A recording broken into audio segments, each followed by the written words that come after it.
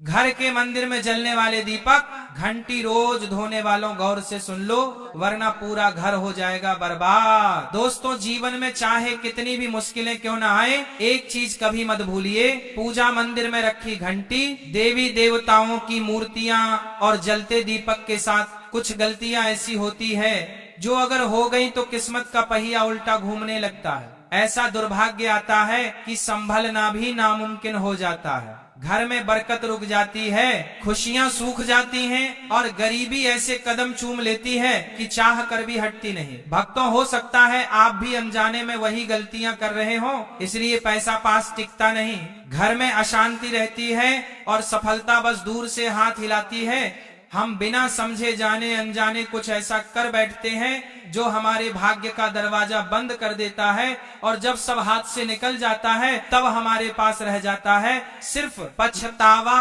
और ताने। लेकिन घबराइए मत, आज इस प्रवचन में हम आपको पूजा मंदिर से जुड़ी हुई रहस्यपूर्ण बातें बताएंगे जिन्हें सुनकर आपका दिल खुद कहेगा, गुरुजी आपने तो मेरी सोई किस्मत जगा दी। तो भक्तों, इस प्रवचन को अंत तक सुनना, क्योंकि यह सिर्फ जानकारी नहीं, ये आपकी जिंदगी बदलने की कुंजी है। बहुत से लोग पवित्र वस्तुओं को धर्म का प्रतीक मानकर मंदिर में रख लेते हैं, लेकिन वही सबसे बड़ी गलती कर बैठते हैं। आज हम विस्तार से जानेंगे कि पूजा मंदिर में कौन सी चीजें रखना शुभ है और कौन सी अशुभ, दीपक कितने बजे जलाना चाहिए और जलाते समय कौन सा मंत्र बोलना चाहिए, घंटी कब बजानी है और सुबह बजानी है या शाम को, और कितनी बार शंख कब और कैसे बजाना चाहिए, और बजाते समय किस मंत्र का जाप करना चाहिए, दीपक रोज धोना चाहिए या नहीं, मंदिर में कितनी मूर्तियां रखनी चाहिए और क्यों। ये 7-8 बातें छोटी लग सकती हैं, लेकिन इनका असर आपकी किस्मत पर सीधा पड़ता है। और अभी परसों के कथा में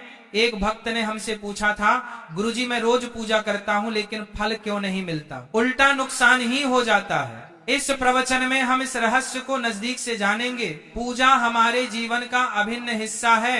हर कोई किसी न किसी देवी देवता की आराधना करता है। कोई माँ दुर्गा के चरणों में शीश झुकाता है तो कोई भगवान विष्णु के नाम का स्मरण करता है, और हाँ, उनकी पूजा का फल भी मिलता है। लेकिन क्या आप जानते हैं, छोटी छोटी अनजानी गलतियां ही उस फल को रोक देती हैं। ये गलतियां इतनी मामूली लगती हैं कि हम इन्हें नजरअंदाज कर देते हैं, लेकिन शास्त्रों में साफ लिखा है पूजा में पूर्ण फल पाना है तो इन बातों का ध्यान रखना जरूरी है। आज हम बात करेंगे घर के मंदिर में दीपक और घंटी के सही उपयोग के बारे में। क्या दीपक को रोज धोना चाहिए या हफ्ते में 1-2 बार? धातु का दिया हो तो कब और कैसे साफ करना चाहिए? मिट्टी के दीपक का सही समय और सही अवसर कौन से हैं?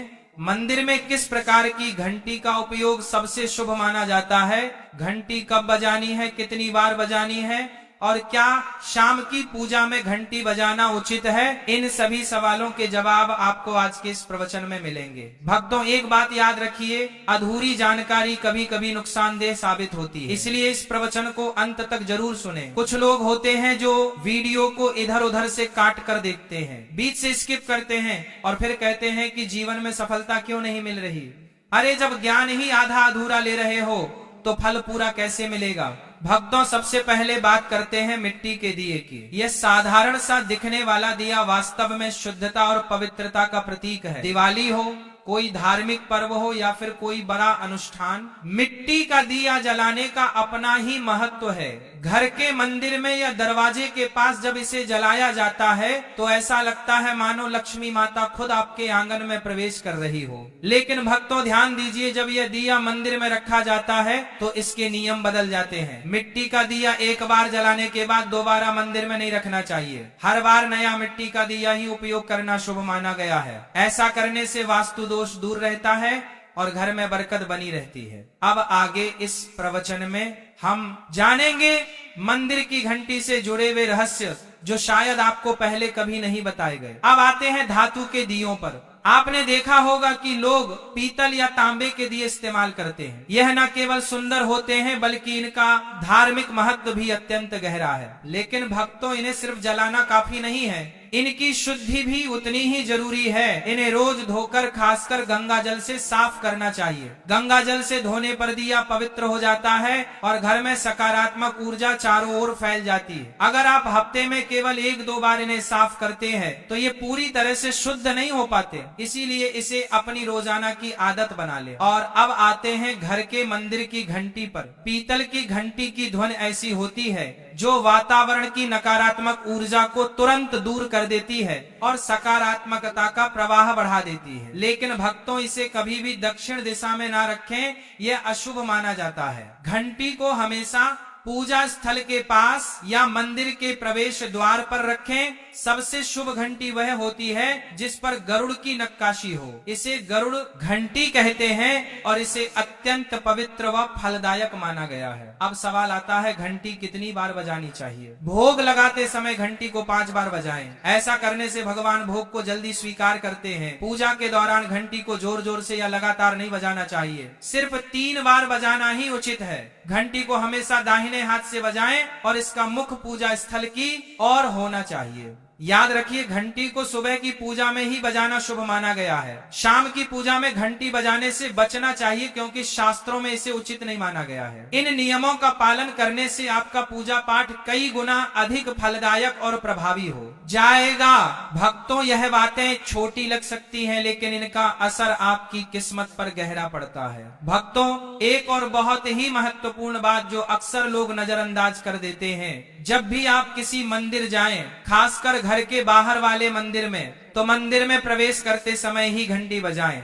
मंदिर से बाहर निकलते समय घंटी बजाने की कोई आवश्यकता नहीं होती। जब आप घंटी बजाते हैं तो यह सिर्फ आवाज नहीं होती, यह भगवान को दिया गया संकेत होता है। प्रभु, मैं आपके द्वार पर आ चुका हूँ, आपकी शरण में हूँ। एक बार घंटी बजाने का मतलब है कि आपने भगवान के दरबार में प्रवेश कर लिया है और पूजा आरंभ कर रहे हैं। 2 बार घंटी बजाने का अर्थ है कि आप अपनी प्रार्थना, अपने मन की बात सीधे भगवान के समक्ष रख रहे हैं। अब भक्तों, हम आपको कुछ ऐसी बातें बताने जा रहे हैं जिन्हें शायद आपको कोई न बताए, इसलिए इन बातों को ध्यान से सुनिए, क्योंकि यह आपके पूजा पाठ को और भी अधिक फलदायी बना सकती है। अब आइए जानते हैं पूजा मंदिर के कुछ आवश्यक नियम। पूजा करते समय आपका मुख हमेशा पूर्व दिशा की ओर होना चाहिए। यह दिशा सबसे शुभ मानी जाती है क्योंकि यहाँ से सूरज की पहली किरण आती है जो सकारात्मक ऊर्जा से भरी होती है। पश्चिम की ओर मुख करके भी पूजा की जा सकती है, लेकिन पूर्व दिशा का लाभ कई गुना अधिक है। घर की सीढ़ियों के पास पूजा घर बनाना अशुभ माना गया है क्योंकि वहां नकारात्मक ऊर्जा का प्रवाह अधिक होता है। भगवान का आसन हमेशा आपके आसन से ऊंचा होना चाहिए, कम से कम 10 इंच। भगवान की प्रतिमा को सीधे जमीन पर रखना अशुभ माना जाता है। ऊंचा आसन पूजा स्थल में सकारात्मकता और ऊर्जावान माहौल बनाए रखता है। पूजा करते समय हमेशा चटाई या आसन पर बैठें। यह न केवल आरामदायक है बल्कि ध्यान और श्रद्धा को भी स्थिर रखता है। ध्यान दें कि आपका आसन भगवान के आसन से ऊंचा ना हो, इससे भगवान के प्रति आदर और विनम्रता बनी रहती है। भक्तों, अगली बात बेहद जरूरी है, पूजा घर में कभी भी सड़े, बासी या मुरझाए हुए फूल न रखें। मुरझाए फूल पूजा में अशुभ माने जाते हैं क्योंकि वे नकारात्मक ऊर्जा को बढ़ाते हैं। हमेशा ताजे, सुगंधित और खिले हुए फूल ही भगवान को अर्पित करें। जब फूल मुरझा जाएं या काले पड़ जाएं तो उन्हें सम्मान पूर्वक मिट्टी में दबा दें। इससे नकारात्मक ऊर्जा दूर होती है और आपके घर में पवित्रता बनी रहती है। भक्तों, एक और महत्वपूर्ण नियम, जिस कमरे में आप सोते हैं उसमें घर का मंदिर नहीं बनाना चाहिए। यदि परिस्थिति के कारण आपको अपने सोने के कमरे में ही मंदिर रखना पड़े तो रात को मंदिर को ढक दें या उस पर पर्दा डाल दें। इससे रात के समय मंदिर से निकलने वाली ऊर्जा आपके विश्राम को प्रभावित नहीं करेगी। ऐसा करने से घर में शांति और आपकी पूजा में एकाग्रता बनी रहती है। अब एक और विशेष बात, भक्तों कभी भी काले कपड़े पहनकर पूजा ना करें। सनातन परंपरा में माना जाता है कि काले वस्त्र मन में भारीपन और नकारात्मक भाव लाते हैं जो पूजा की ऊर्जा को कमजोर कर देते हैं। हमेशा शुभ और हल्के रंग के वस्त्र पहने ताकि मन में शांति, पवित्रता और सकारात्मकता बनी रहे। चलिए अब जानते हैं घर के पूजा मंदिर में किन चीजों को नहीं रखना चाहिए। भक्तों, किसी भी देवी देवता की एक ही तस्वीर या मूर्ति रखें। एक से अधिक तस्वीरें ऊर्जा का संतुलन बिगाड़ सकती हैं और पूजा का प्रभाव कम कर सकती हैं। एक ही रूप को स्थान दें ताकि भगवान की ऊर्जा पूरे मन से आपके जीवन में प्रवाहित हो। घर में शिवलिंग रखना अत्यंत पवित्र माना जाता है, लेकिन इसे सही दिशा में रखें। हमेशा उत्तर या पूर्व दिशा में रखें और स्वच्छ स्थान पर ही स्थापना करें। इसे शोरगुल या गंदे स्थान पर कभी ना रखें। भगवान की टूटी हुई मूर्तियां या फटी तस्वीरें पूजा स्थान से तुरंत हटा दें। टूटी मूर्ति पवित्रता को कम करती है और सकारात्मक ऊर्जा के प्रवाह में बाधा डालती है। इसे शास्त्र सम्मत तरीके से त्याग दें। शंकर भगवान की कृपा का प्रतीक है। गोमती चक्र से घर में समृद्धि आती है और जल से वातावरण शुद्ध होता है। जल को रोज बदलें और इन पवित्र वस्तुओं को हमेशा साफ रखें। रोज पूजा स्थल की सफाई करें। गंदगी से नकारात्मक ऊर्जा आती है और ध्यान भंग होता है। स्थान को सुंदर, सुव्यवस्थित और सुगंधित रखें ताकि मन सहज रूप से भगवान में लग सके। भक्तों, अब आइए जाने कि हमारे घर के पूजा मंदिर से जुड़े कुछ ऐसे नियम जिन्हें मानना बेहद जरूरी है। सबसे पहले, पूजा स्थान हमेशा घर के शांत और पवित्र कोने में होना चाहिए और अगर वह उत्तर पूर्व दिशा में हो तो सबसे उत्तम है। यह दिशा घर में सकारात्मक ऊर्जा का संचार करती है और आपकी पूजा को और प्रभावशाली बनाती है। ध्यान रहे, पूजा स्थल कभी बेडरूम या रसोई के पास ना हो। यह स्थान दैनिक कार्य और हलचल से भरे होते हैं, जहां नकारात्मक ऊर्जा भी पनप सकती है। मंदिर के आसपास का वातावरण हमेशा साफ सुथरा और सुव्यवस्थित रखें ताकि आपका मन पूजा में एकाग्र हो सके। भक्तों, अब बात करते हैं दीपक और उनसे जुड़े महत्वपूर्ण नियमों की। दीपक जलाना सिर्फ एक परंपरा नहीं, बल्कि यह भगवान के आशीर्वाद और कृपा का प्रकाश है जो आपके घर और जीवन में उजाला भर देता है। दीपक को हमेशा भगवान की मूर्ति के सामने रखें ताकि उसकी रोशनी सीधे भगवान तक पहुंचे और आपके पूजा स्थल को पवित्रता से भर दे। याद रहे, टूटा हुआ दीपक कभी ना जलाएं और पूजा के समय एक साथ 2 दीपक खासकर तेल और घी के भी ना जलाएं, क्योंकि दोनों की ऊर्जा अलग होती है और गलत तरीके से जलाने से पूजा की शक्ति कम हो सकती है। वास्तु के अनुसार घी का दीपक बाईं ओर और तेल का दीपक दाईं ओर रखना शुभ होता है, लेकिन ध्यान रहे दीपक कभी भी पश्चिम दिशा में ना रखें। दीपक के लिए उत्तर या पूर्व दिशा सबसे अच्छी मानी जाती है। साथ ही बत्ती का मुंह भी हमेशा इन दिशाओं की ओर होना चाहिए ताकि सकारात्मक ऊर्जा का प्रवाह और अधिक बढ़ सके। घी के दीपक में रुई की बत्ती और तेल के दीपक में लाल मौली की बत्ती का प्रयोग करें। रुई की बत्ती से प्रकाश स्थिर और शुद्ध होता है, जबकि लाल मौली वाले बत्ती से वातावरण में शुभ ऊर्जा का संचार होता है। नवरात्रि या विशेष अवसरों पर माँ दुर्गा और माँ लक्ष्मी के सामने गोल बत्ती का दीपक ना जलाए, क्योंकि इसे अशुभ माना जाता है। और एक नियम और याद रखें, घी का दीपक जलाने के तुरंत बाद तेल का दीपक ना जलाएं। इनके बीच थोड़ा अंतर रखें ताकि वातावरण में संतुलन और पवित्रता बनी रहे।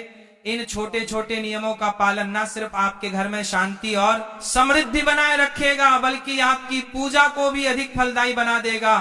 भक्तों, अब 6वीं बात ध्यान से सुनिए।